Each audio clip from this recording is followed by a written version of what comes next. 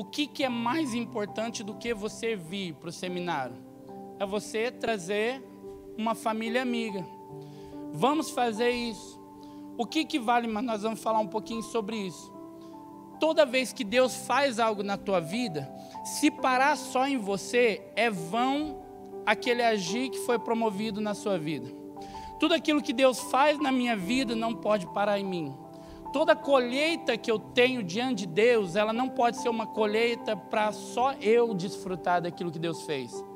Antes, tudo aquilo que Deus faz na minha vida, ela faz em mim, mas com um propósito coletivo.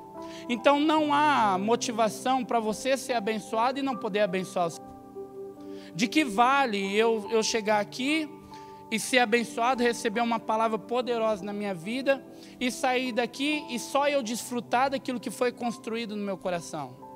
Então, mais importante do que você vir, a gente vai trabalhar durante esses dias, é você convidar um casal amigo, uma família amiga, vai ser muito importante. Amém? Dia 6, 7 e 8, tá? Separe na tua agenda. Ok? Amém. Abra comigo em Lucas capítulo 1, do verso 5.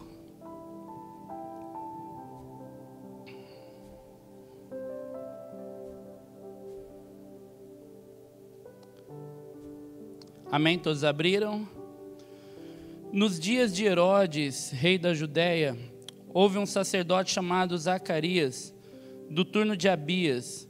A mulher dele era das filhas de Arão e se chamava o quê? Isabel. Vamos lá, gente. Verso 6. Ambos eram justos diante de Deus, vivendo de forma irrepreensível em todos os preceitos e mandamentos do Senhor. Eles não tinham filhos, se atente a isso, eles não tinham filhos, porque Isabel era o quê? Estéril, e os dois já tinham idade avançada. E aconteceu que, enquanto Zacarias exercia o sacerdócio diante de Deus, na ordem do seu turno, coube-lhe por sorteio, segundo o costume sacerdotal, entrar no santuário do Senhor para queimar o incenso. Durante esse período, durante esse tempo, toda a multidão do povo permanecia na parte de fora, orando. E eis que apareceu a Zacarias um anjo do Senhor, em pé à direita do altar do incenso. Ao vê-lo, Zacarias ficou assustado, e o temor se apoderou dele. O anjo, porém, lhe disse: não tenha medo, Zacarias, porque a sua oração foi ouvida. Isabel, sua esposa, dará à luz um filho, a quem você dará o nome de João. Você ficará alegre e feliz, e muitos ficarão contentes com o nascimento dele. Verso 15. Pois ele será grande diante do Senhor, será ilustre diante do Senhor. Não beberá vinho nem bebida forte, será cheio do Espírito Santo, já desde o ventre da sua mãe, desde o ventre materno. Ele converterá muitos dos filhos de Israel ao Senhor, seu Deus. Irá diante do Senhor no espírito e poder de Elias, para converter o coração dos pais aos filhos, converter os desobedientes à prudência dos justos e habilitar para o Senhor um povo preparado. Ele veio para preparar o povo. Então Zacarias perguntou ao anjo: como terei certeza disso? Pois eu sou velho e a minha mulher também já tem idade. Lembrando que ela era estéril também. Verso 19, o anjo respondeu: eu sou Gabriel, que estou a serviço de Deus, e fui enviado para falar com você e lhe trazer esta boa notícia. Verso 20, todavia você ficará mudo e não poderá falar até o dia em que essas coisas vierem a acontecer, porque você não acreditou nas minhas palavras, as quais no devido tempo se cumprirão. 21, o povo estava esperando Zacarias e admirava-se com a demora dele no santuário. Quando Zacarias saiu, não lhes podia falar. Então entenderam que havia tido uma visão no santuário. Expressava-se por sinais e permanecia mudo. Aconteceu que, terminados os dias do seu ministério, Zacarias voltou para casa.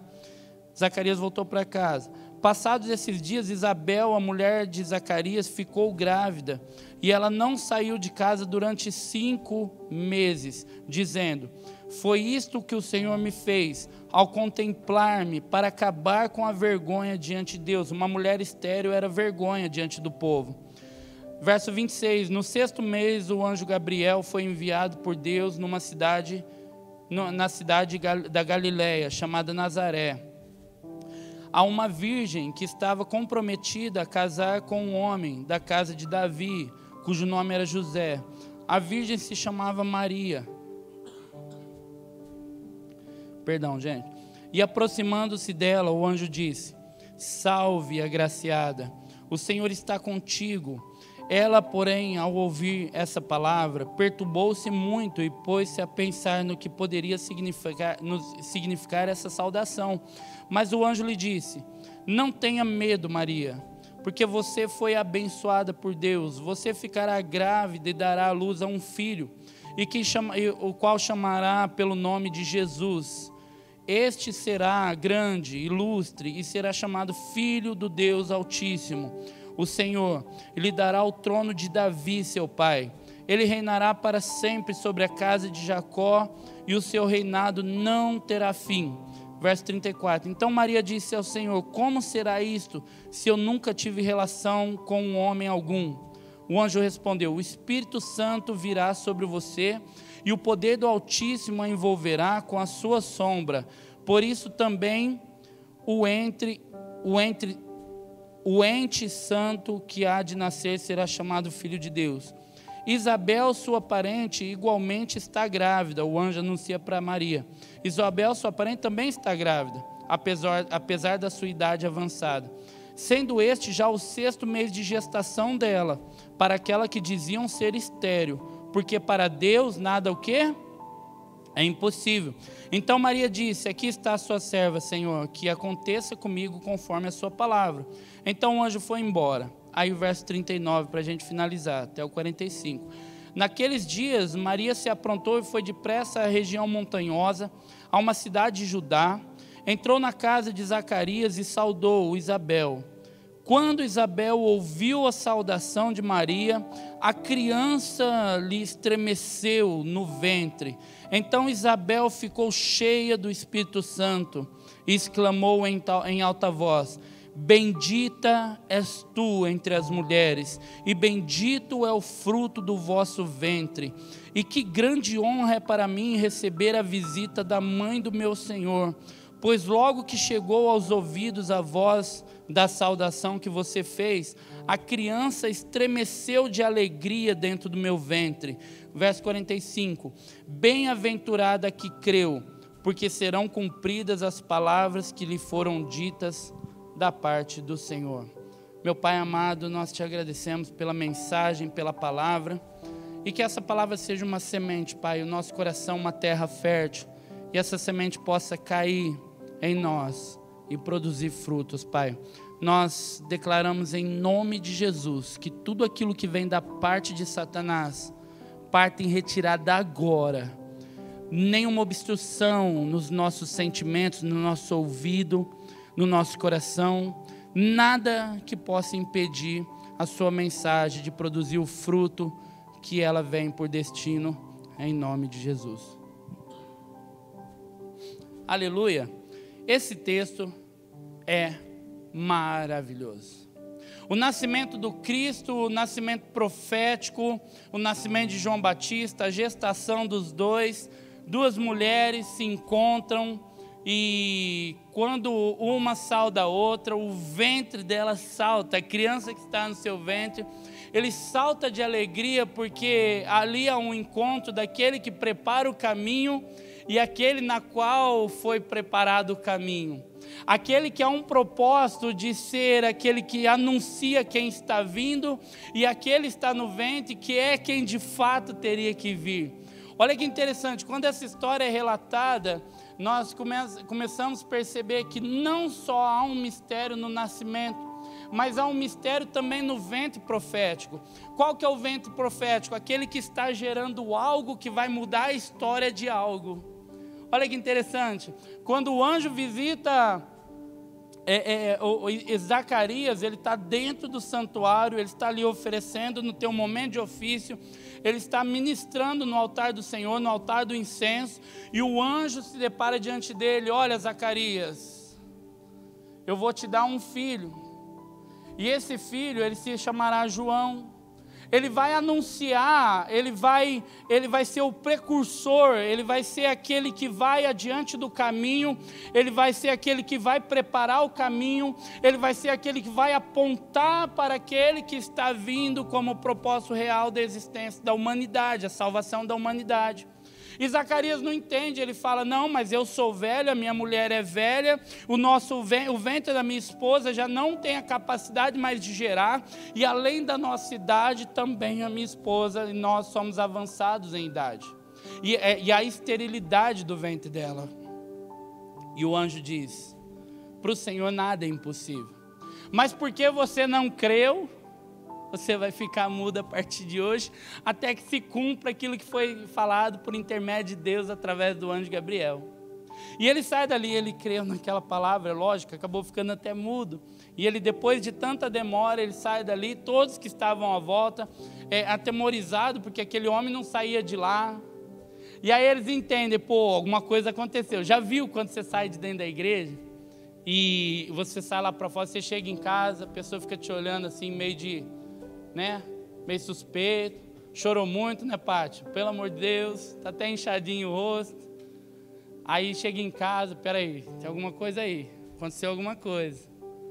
Aí aquele povo entende, ele teve uma visão lá dentro, teve uma manifestação divina, ele está diferente, alguma coisa aconteceu. Fala, agora fala, né? Não, também não fala, agora fala. Não, também não fala, agora fala. E aí ele, por sinais, ele começa ali, as pessoas começam a entender que Deus havia o visitado através do anjo. E o ventre da sua esposa foi preparado como um ventre profético, que anunciaria, que dali sairia um menino, que anunciaria o caminho para o Salvador. E dali 5 meses, isso, o anjo visita Maria. E da mesma forma, fala para Maria: e eu vou gerar dentro de você um menino. E esse menino será ilustre sobre toda a terra. Ele será o salvador dessa terra. Mas Maria não acredita, porque ela não havia deitado ainda com um homem. Na verdade, ela era só prometida. Ela era desposada. O que era desposada? Era alguém prometida a alguém, mas que ainda não poderia morar junto, coabitar junto, porque 2 coisas eram necessárias para alguém se casar naquele tempo. Primeiro, a mulher ter a primeira menstruação. Segundo, o homem construir sua casa. Olha que interessante. Só assim eles poderiam se casar e morar juntos, era permitido. Até então ela seria desposada, e talvez por isso você não entende porque Maria era desposada mesmo estando com José. Porque as 2 coisas precisavam acontecer: Maria precisava menstruar e José precisava construir a casa. Ela precisava ser mulher de fato, ele precisava construir, a sua casa. E aí, quando o anjo aparece para ela, ela fala: não, mas não está certo ainda, eu ainda não estou pronta, nós não nos casamos ainda, eu sou apenas desposada do meu marido, e se gerar dentro do meu ventre, todos saberão que aquilo não está correto, eu serei uma vergonha. E ele vai adiante de José e anuncia para José. José crê, abraça a causa, protege a sua mulher e cuida dela.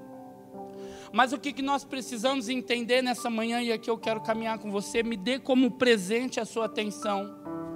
A maioria dos filhos ilustres da Bíblia, primeiro, vieram de um ventre estéril. Quando não se podia gerar mais, Deus foi lá e transformou aquela pessoa, transformou o ventre e brotou de dentro do ventre daquela mulher que ainda era estéril, de repente de uma idade avançada, brotou dentro do ventre dela uma semente que causaria um impacto numa geração.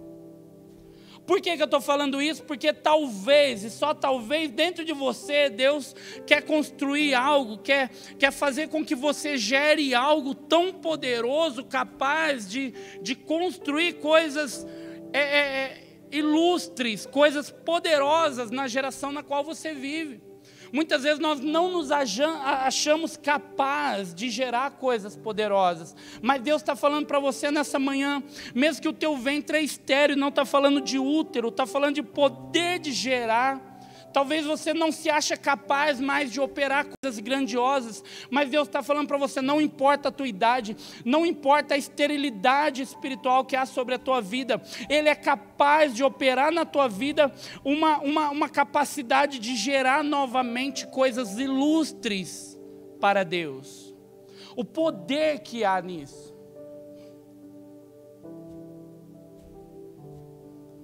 Abra um parênteses, vamos lá em Gênesis, capítulo 1, verso 26.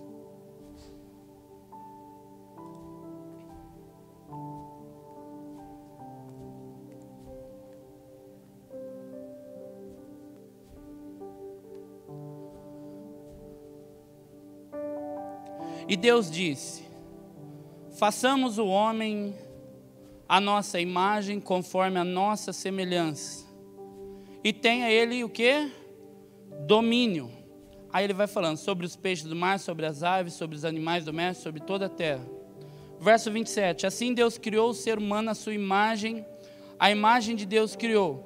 Só que, olha o que segue o texto. Verso 27. Assim Deus criou o homem, o ser humano. A sua imagem ele criou. Só que ele segue dizendo, macho e fêmea, ele criou. Agora abre um parênteses aqui, eu vou seguir com isso, segure aí. Quando nós falamos que nós somos a imagem e semelhança de Deus, ok, está tudo certo. Só que um detalhe a gente não se atenta. Amor, vem aqui.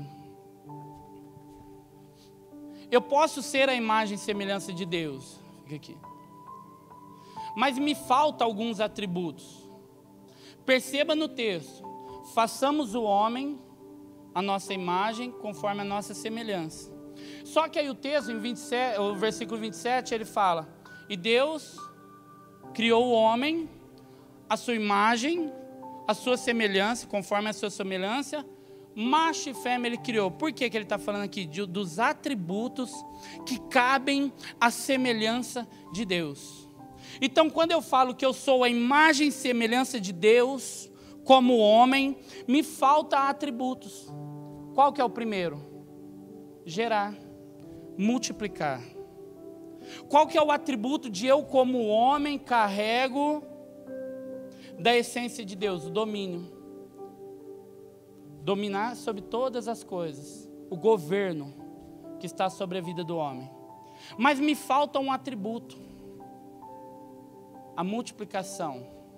E aí quando Deus fala, e criou Deus o homem, conforme a sua imagem e semelhança, aí ele fala, aí ele traz plenitude na criação.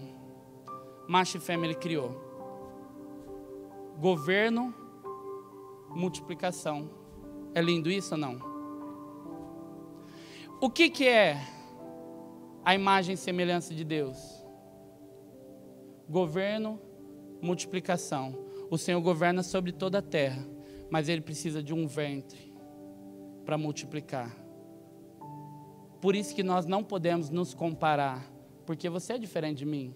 Deus não pode parecer com você e ao mesmo tempo parecer comigo, senão Ele vira um monstro, uma mutação da natureza. Ele fala de atributos e semelhança. Ele fala, o governo, façamos o homem a nossa imagem e semelhança. Governo e multiplicação. Porque Deus governa sobre toda a terra e é um Deus criador de toda a terra. Aleluia? Pode ir lá, amor. Olha que interessante. Então, quando Deus cria o homem, antes de tudo, Ele cria o homem. Existe um pensamento, existe uma decisão, 3 fatores para a criação do homem. A decisão, a criação e a formação. Primeiro ele decide, façamos o homem. Depois, criamos o homem. Só que quando ele cria, primeiro ele decide, vamos fazer a humanidade. Aí ele cria, quando ele cria o homem e a mulher junto. Só que quando ele forma quem? O homem. E aí ele coloca o homem no jardim. Jardim criado. para o homem. Só que quando ele coloca o homem no jardim, ele já o abençoa. Quando ele cria o homem e a mulher, ele os abençoa com a unção, com o poder da multiplicação. Só que ele primeiro forma o homem, entenda isso. Só que quando ele forma o homem, ele começa a ensinar o homem. Eu vou falar muito isso no seminário da família. Ele forma o homem, ele dá unção sobre a vida do homem. Só que aí ele coloca o homem para fazer algo. E aí você lembra dessa história. Para dar nome aos animais. Lembra disso? E aí vem os animais diante de Adão. E Adão vai dando nome. Esse vai se chamar cavalo, esse vai chamar cachorro, esse vai chamar girafa, esse vai chamar Ele vai dando nome. Só que aí o texto segue dizendo assim. E não encontrou Adão alguém que se parecesse com ele. Entendeu?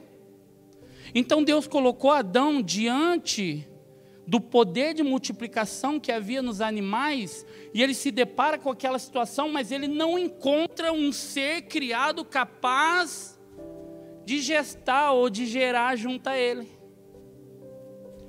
E aí ele faz o quê? Não é bom que um homem viva só. E aí ele traz a mulher, vocês são tão preciosos.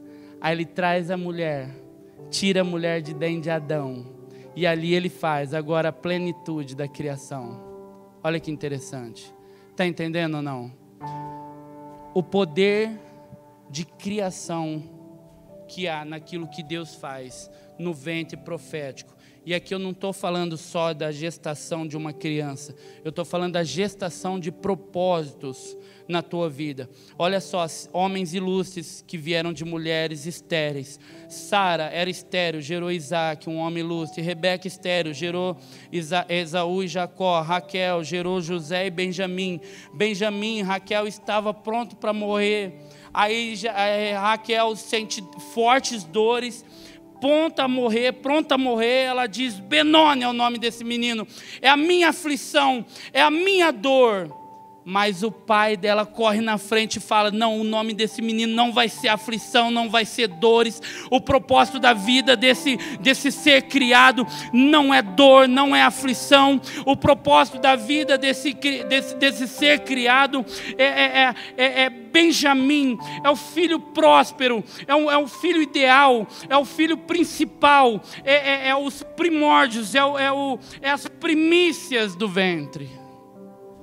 Olha que interessante, o propósito, o ventre profético, ele pode dar destino para uma geração. É um ventre profético, tudo aquilo que vem a partir de mim, mesmo eu como homem, tudo aquilo que eu gero num ventre profético, pode determinar o destino de uma próxima geração. E tudo aquilo que eu faço em direção àquilo que eu estou gerando, pode determinar o destino daquela geração. Raquel, ela está cheia de dores, no ponto a morrer por conta daquele parto. Ela dá o nome àquela criança, ela fala Benoni, no que ela fala Benoni.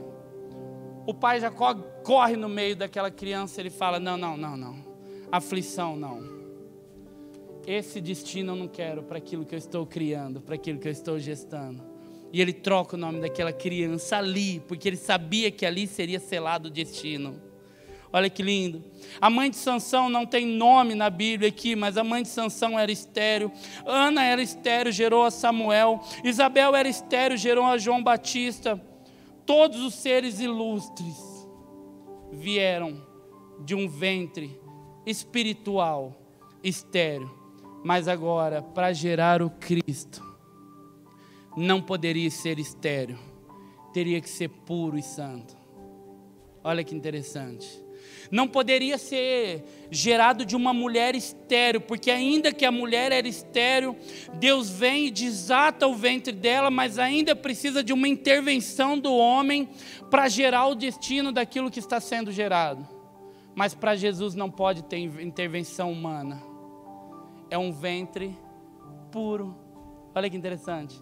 É um ventre puro para gerar aquele que muda a história da humanidade. A ventre estéril, Deus desata para gerar os propósitos. um ventre puro, na qual nenhum outro vai acontecer, foi preparado para gestar o Cristo, e não poderia ser provido por interferência humana, não poderia ter uma semente do homem, não, teria que ser o próprio Deus gerando aquele filho. Tanto é que uma paciente, talvez uma paciente soro positivo com HIV, ela pode ter uma gestação completa e não passar o vírus para o bebê, estou certo? Por quê? Porque o bebê, ainda que ele está selado pelo cordão umbilical da mãe, ele não tem contato sanguíneo. Ele precisa nascer da humanidade, porém ele não pode ser impuro, com o sangue impuro da mãe. Então Maria, ela era abençoadíssima, mas nem o sangue dela poderia ter contato com o sangue do Cristo, porque ele teria sido contaminado com a humanidade pecadora do ser humano. Então nem um ventre estéril poderia gerar o Cristo, mas tinha que ser um ventre puro. Olha que interessante, o ventre profético, ele quebra a esterilidade e guia a humanidade para um destino profético. Por que eu estou falando isso? Eu cheguei até aqui para te dizer nessa manhã que você é capaz de gerar coisas grandiosas no Senhor. Não dê limites àquilo que Deus pode fazer na tua vida.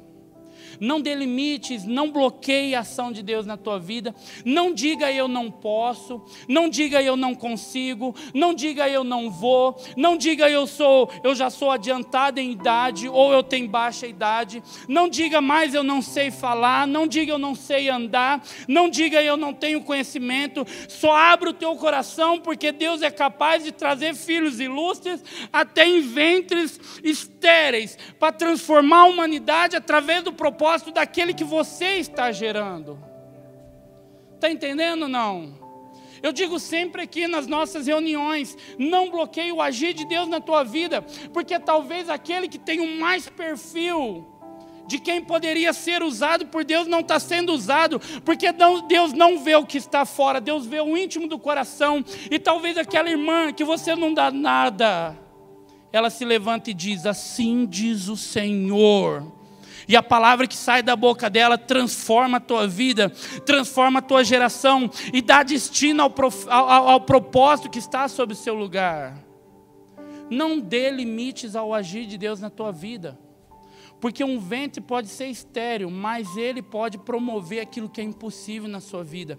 E através de você, aquilo que você está gerando, seja o teu filho, seja o teu amigo, seja a tua vizinha, que você está levando uma palavra de amor, você está levando Jesus para ela, seja aquela pessoa dentro da tua escola, no teu trabalho, que você está levando Jesus para ela. Pode ser um encargo, pode ser o ventre espiritual, o ventre profético que Deus vai usar para gerar o propósito para toda uma geração a partir dali. Talvez você não pode ganhar o mundo inteiro, mas talvez você ganhe uma pessoa que pode revolucionar o planeta. Está entendendo? Você pode ganhar uma cidade inteira, mas quem ganhou mais? O homem que evangelizou Billy Graham, Orlando? Está entendendo? O ventre profético capaz de gerar alguém com um propósito que muda a humanidade. Talvez o homem não ganhou ninguém, mas ele falou de Jesus para Paul Yanshu. É assim que fala, João? E aí aquele homem revolucionou o planeta. Aí o cara olha: meu Deus, o meu papel foi bem feito. Eu não ganhei ninguém, mas eu falei: cara, Jesus te ama, meu. E aquele homem sentiu aquilo dentro do ventre dele, aquela semente foi plantada e toda a esterilidade que havia foi desatada e começou a gerar um propósito. Ele começou a gestar um propósito incrível, tão poderoso através da vida dele, e aquilo foi crescendo, foi tomando forma, e Deus foi construindo, e a partir daquele ventre profético foi gerado toda uma geração, todas milhares e milhares de pessoas que clamam por justiça a Deus. Está entendendo? Quando você sair daqui nessa manhã, e aqui eu estou encerrando, acredite, a partir de você, partir de você. Não espere quem está aqui em cima. A partir de você, Deus pode promover coisas poderosas por onde você passar. Quando você estender as suas mãos na cabeça de alguém que está enfermo, não espere o teu pastor vir, não. Estenda a mão lá, fala assim, ó, seja curado em nome de Jesus. Sabe qual que é o papel do profeta? Entenda isso que você nunca mais vai se frustrar. O papel do profeta não é promover o milagre. Sabe por que a gente tem medo de orar pelas pessoas? Porque chega alguém enfermo, você tem medo de orar. Por quê? Talvez você ora, a pessoa não vai ser curada. Pode ficar tranquilo, Bruno, eu volto. Talvez você tenha medo de orar, sabe por quê? Porque talvez você vai orar e não vai acontecer. Mas quem diz que o teu papel é promover a cura? O teu papel é profetizar. O papel do profeta é profetizar. O profeta que se cala, ele tem que ser morto. O papel do profeta é profetizar, independente se vai acontecer ou não. Eu declaro em nome de Jesus, como um profeta do Senhor, declara cura sobre a tua vida, libertação sobre a tua vida, que o Senhor te cubra de bênção, que o Senhor te abençoe, que o Senhor abra uma porta sobre a tua vida. É o papel do profeta liberar a palavra, e o papel de Deus é cumprir ou não. Está entendendo? A partir de nós é que a gente cria uma, mistifica, sei lá, é assim, as coisas de Deus, trazendo uma incapacidade para nós que somos seres humanos. E aí eu não posso fazer porque eu não sei se vai acontecer, mas pouco importa se vai acontecer não. Eu como profeta, eu tenho que declarar. Se não há quem pregue, quem vai ouvir a voz? Samuel está lá, jogado, deitado, dormindo. E ele ouve, Samuel, Samuel. A minha voz não é capaz nem de tentar copiar a tradução de um filme. Samuel, Samuel. E ele corre para Eli. Eli, e aí? O o senhor me chamou? Não, volta para lá, não estou te chamando não. Samuel, Samuel. Ele corre para Eli. Ninguém te chamou, Samuel, Samuel. Ele corre para Eli. Aí Eli entende. A próxima vez que você ouvir essa voz, diz assim, segredo para a tua vida, pega aí. Eis-me aqui, Senhor, o teu servo te ouve. A tua história vai mudar quando você aprender a ouvir ao Senhor. E acredite, quando Deus fala, você sabe que Ele está falando, porque Ele vai falar de uma forma que você conheça. Ele não vai falar a você de uma forma que vai criar uma confusão na tua mente, não. Você sabe quando Deus está falando com você. Você sabe quando Deus está te chamando. Você muitas vezes é que não quer ouvir, com medo de assumir o compromisso que Ele tem para você. Mas acredite, o compromisso que Ele tem para você pode mudar a tua história, pode mudar a tua família, pode mudar o teu filho, o teu papai, a tua mãe, a tua cidade, a tua escola, ou por onde você andar. O propósito que Deus tem na tua vida de gerar a partir do teu ventre profético pode mudar a história dessa nação, dessa cidade. Acredite, você não está preso nessa cadeira, não. Aquilo que Deus confiou na tua vida vai além de você, vai além onde a tua voz alcança. É um ventre profético capaz de gerar alguém para mudar, tão ilustre que pode mudar toda a estrutura da humanidade. Aleluia.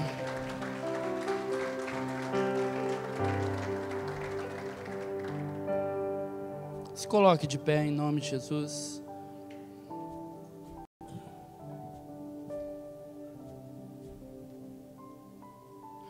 Gênesis capítulo 38, verso 9, conta uma história sobre um homem que precisa assumir a casa do seu irmão.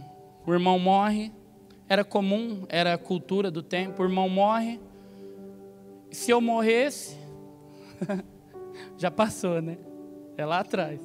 Se eu morresse, o meu irmão tinha que casar com a minha esposa. E assumir e dar descendência, né? Para mim, não para ele, para mim. Só que Onã, quando ele se depara com essa situação,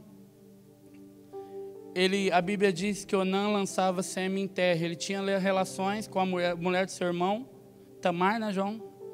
E quando ele chegava ali nos finais, ele lançava sêmen em terra, para não dar descendência, porque ele dizia, essa descendência não é minha, é para o meu irmão. Só que a Bíblia a genealogia de Cristo vai apontar para esse momento. E aí Deus olha para essa situação e vê não só aquilo que está acontecendo, mas vê o que está acontecendo no mundo do Espírito. Toda vez que você deixa de gerar Cristo na vida das pessoas, você é digno de morte. E quando Onã lança sêmen em terra, ele não só está dando descendência para o irmão, ele está interrompendo o nascimento de Cristo lá na frente. E aí Deus vai e mata Onã. Acredite, levante sua mão direita, quero orar por você. Deus está te levando a uma consciência que você tem um ventre profético. Não cele, não encerre isso na tua vida. A partir de você, Deus vai começar a gerar pequenos cristos por aí. Homens e mulheres tão poderosos na palavra, no conhecimento, no crescimento, na sabedoria, capazes de transformar toda uma geração. Senhor, eu quero orar pela vida de cada um dos irmãos aqui, das irmãs. Deus, em nome de Jesus, Pai, nós entendemos que a partir de nós, o Senhor é capaz de fazer, sim, o Senhor é capaz de fazer, mas o Senhor usa o homem, usa a mulher, o Senhor usa as nossas vidas, nós somos instrumentos na sua mão, Pai, e por onde nós andarmos, Senhor, usa as nossas vidas, Pai.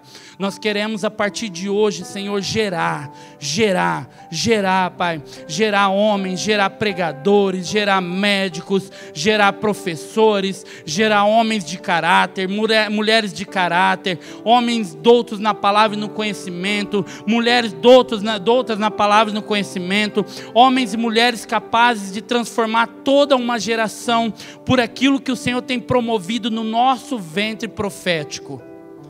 Pai, em nome de Jesus, eu declaro essa verdade sobre as nossas vidas, sobre essa igreja, Pai. Cada pessoa que se agregar a esse lugar, Pai, vai entender que aqui existem homens e mulheres que poderão seguir, que poderão olhar e ver que Deus é o centro da vida e da existência, em nome de Jesus. Quantos creem nisso? Aleluia, aleluia. Estenda suas mãos, que o amor de Deus Pai, que as consolações do Espírito Santo, que as misericórdias e a unção dessa palavra esteja sobre as nossas vidas, em nome de Jesus. Amém e amém. Quem vai começar a gerar por aí? Aleluia.